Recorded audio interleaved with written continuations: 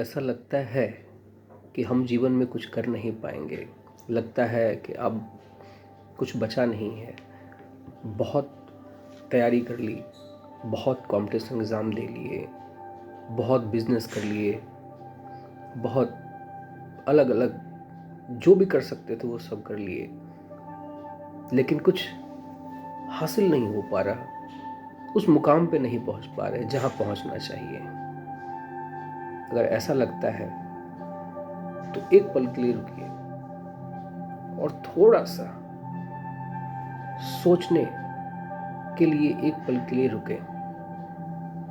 क्या लगता है कि आपकी ज़िंदगी में जो हो रहा है, क्या और किसी की ज़िंदगी में ऐसा नहीं हो रहा?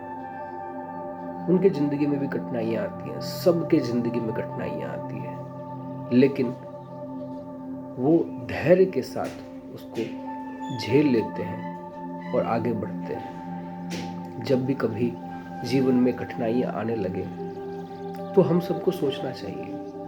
इवन मैं भी ये सोचता हूँ, मैं खुद की बात कहता हूँ कि जब भी मुझे लगता है कि कठिनाइयाँ आ रही हैं, कोई ऐसा काम जो मैं करना चाहता हूँ और कर नहीं पा रहा, सफल नहीं हो पा रहा, कोई काम शुरू किया और कर नहीं पा रहा, तो कभी कभी लगता है अब ये हो नहीं पाएगा। कैसे होगा, कैसे होगा, कैसे होगा? और उसमें कई बार असफल भी हो जाते हैं। तो ये सोचना कि शायद ये मेरे लिए नहीं बना या मैं नहीं कर पाऊंगा, ऐसी सोच अगर आप रख रहे हैं तो गलत है। हो सकता है कि भगवान ने आपके लिए कुछ नया, कुछ बड़ा सोच के रखा है। हमें जिस समय हम असफल हो जाते हैं तो हमको लगता है कि शायद जीवन में सफलताएं हमारे लिए लिखी नहीं है।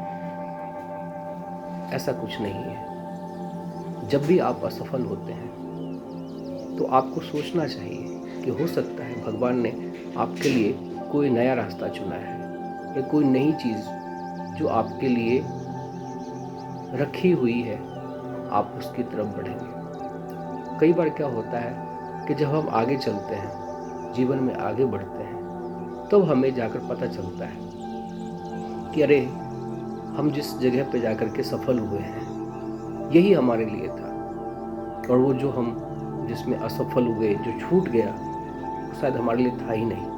और अच्छा हुआ वो हमने नहीं किया। अगर वो हम कर लेते तो शायद हम यहाँ ना होते, कुछ और होते। ऐसे बहुत सारे एग्जाम्पल हैं, बहुत सारे। मैं आपको कितने भी एग्जाम्पल दूँ, आप बहुत सारी कहानियाँ हैं। जैसे मैं एक छोटी सी बात ही कहता हूँ। मैंने जब शुरुआत की थी अपने स्कूल लाइफ की, मैं हिंदी मीडियम में पढ़ता था। बहुत बड़ा स्मार्ट खा नहीं था, एक आम स्टूडेंट था। मैंने जो पढ़ाई की वो हिंदी मीडियम में। मैंने 10th के बाद 12th किया।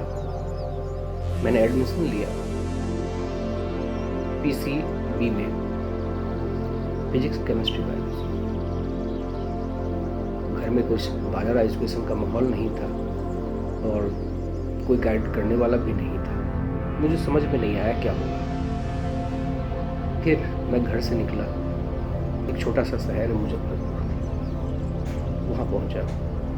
वहाँ पे भी पता चला कि भाई शायद ये कंप्यूटर, ये चीज़ें मेरे बस की नहीं है। कंप्यूटर में जीवन अपना लाइफ। तो लोगों ने कहा कि ये साइंस छोड़ दोगे, कंप्यूटर का कुछ पता ही नहीं है, कैसे करोगे, कौन बताएगा, क्या होगा? लेकिन एक जिद थी कंप्यूटर में सीखने की, पढ़ने की। एक शिक्षक के पास गया मैंने उनको कहा कि आप मुझे सिर्फ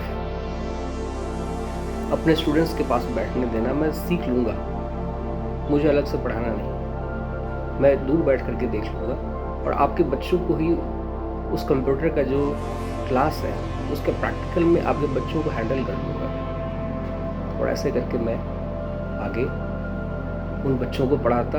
और उसके बाद मैंने एक कंप्यूटर का एग्ज़ाम दिया उसमें एक साथ कई पेपर दिए और मैं उसमें सफल हुआ। आज मैं सॉफ्टवेयर की प्रोग्रामिंग वगैरह करता हूँ।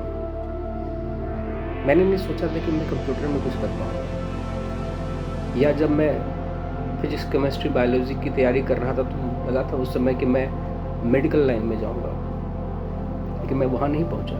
तो इसका मतलब ये नहीं है कि मैं कुछ कर नहीं पाया। मैं अलग, मेरी ज़िंदगी किसी और लाइन के लिए थी, मैं उस लाइन में पहुँच गया और यहाँ कर रहा हूँ। फिर मैंने बहुत से बच्चों को कंप्यूटर सिखाया, आज भी सिखाता हूँ। तो कहने का मतलब ये है कि कोई एक लाइन आपसे छूट जाए तो इसका मतलब ये नहीं, या आप उस लाइन में कमज़ोर हो, कोई बात नहीं है। हो सकता है आपके लिए कोई दूसरी चीज़ आपका इंतज़ार कर रही है, कोई दूसरी सफलता आपका इंतज़ार कर रही है। आप उस रास्ते पर बढ़ें, रुकना नहीं है, बढ़ें, बढ़ते ही रहे, बढ़ते रहेंगे तो एक दिन ज़रूर कामयाब होंगे। आप रुक जाओगे तो नुकसान है, रुकने का कोई फ़ायदा भी नहीं है, क्योंकि प्रकृति हर किसी को एक मौका देती है, कई मौके देती है।